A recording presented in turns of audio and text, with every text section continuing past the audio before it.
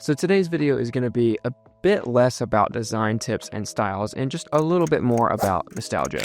Guess it's technically a design style, but it doesn't really have a name. Maybe I'm wrong, but I have decided to name it nostalgia core. Now you have cottagecore, which was and still is kind of huge right now, but we've also been seeing this retreat to the things that remind us of the good old days back when we were young. For me, the experience was cracking open the box of Pokemon Emerald just after leaving GameStop and starting the game on the way home, being so excited to play the game that I brought my Game Boy Advance with me in the car. And I already know some of y'all are going to be like, yeah, well, I remember back before the Game Boy was even in color. I get it that you're older than I am. All that to say, everyone has a different set of things, items, or trinkets that they consider nostalgic, the ones that can bring them back in time. Like that one China tea set everyone's grandma had, or those little glass pieces of candy that I don't know what they're even for, and I'm pretty sure that that's like a choking hazard for a kid. But this is a design channel, obviously. So what is the actual design application of this? Well, people have been having a lot of fun with this concept, taking objects or trinkets from their childhood and using a background remover to make collages for mood boards, or using them in posters, cover art, pretty much any design application where this kind of nostalgia vibe is desired and it's specific to you, which is super fun. It's also popping up a ton in the combination with this kind of like Y2K web aesthetic, blue sky backgrounds, multiple fonts used, the classic blue hyperlinks. It's like anti-design, but it looks just so good anyway. So how do you find references for this style? Well, my favorite application of this is you can just search Trinket Poster on Pinterest and you'll get some pretty good results that come up. And the great thing when you look at these is that they're not super complicated at all. It's just some simple text layouts and a background remover with some different trinket objects you can cut out. And it doesn't hurt to know how to kind of color correct some of the photos or use the vectorizer so that you can get things to be kind of the same look and feel, tone, brightness, so that nothing looks kind of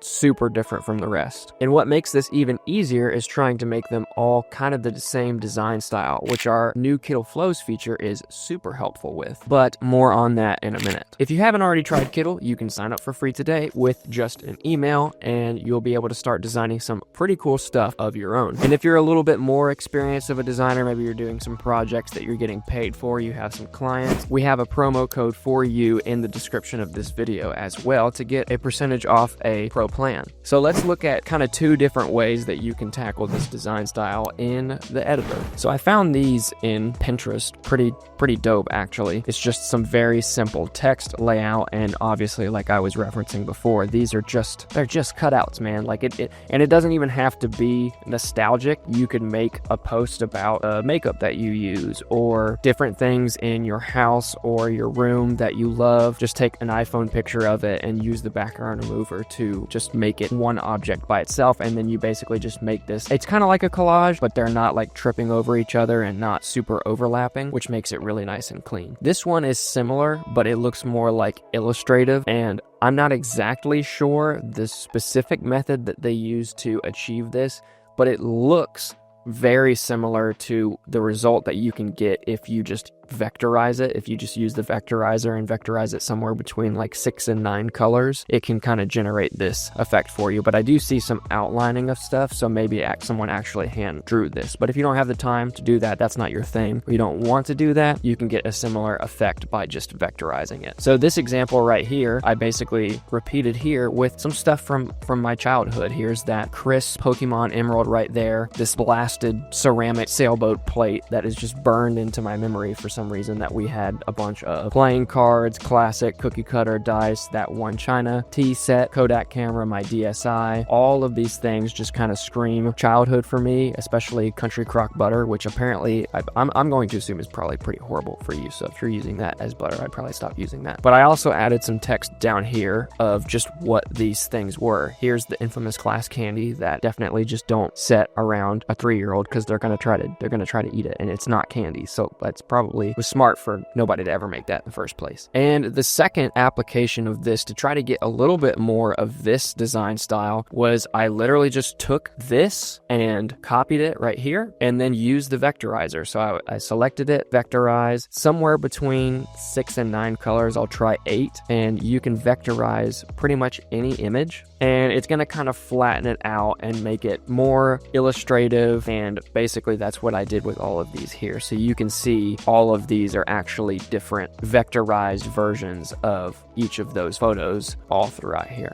And also the cool thing about them being vectors is now the colors are, you can manipulate them as well. So if you wanted to go through here for some reason, I wouldn't do this because I like seeing the actual colors of these, but if you wanted to go through and make them kind of all the same color palette, you could just vectorize them, go through here, and then find a color palette that makes them all look the same. You know, we could change our text to this blue, and then it's boom, you know, we have a nice cohesive color arrangement of things here. I even used this same method to make the thumbnail for this video.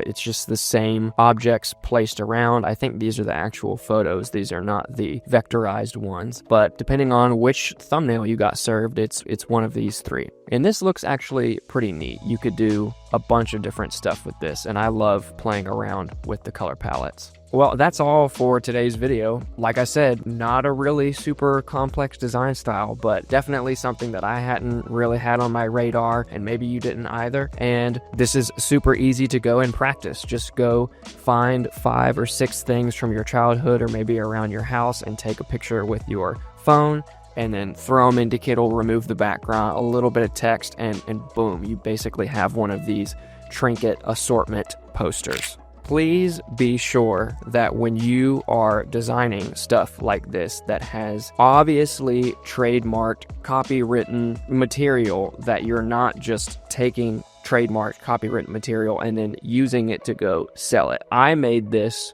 for myself. So, you know, it has the Pokemon Emerald cartridge in there, which Game Freak, Nintendo, and Pokemon are probably gonna shoot down immediately if I tried to sell this anywhere, but that's not the point because I designed it for myself. So do your own research, make sure that you are not selling copywritten material. You know, these are just things that I found from Pinterest, the internet, or took with my phone, and I think that's fine because I'm not selling this anywhere. So if you're planning on selling this, please do your own research and don't get screwed. Comment down below whatever your favorite trinket or item from your childhood that is most ingrained in your memory. And while you're doing that, make sure to give this video a like and subscribe to the Kittl YouTube channel. Well, thanks for hanging out with us today, and we will see you in the next one.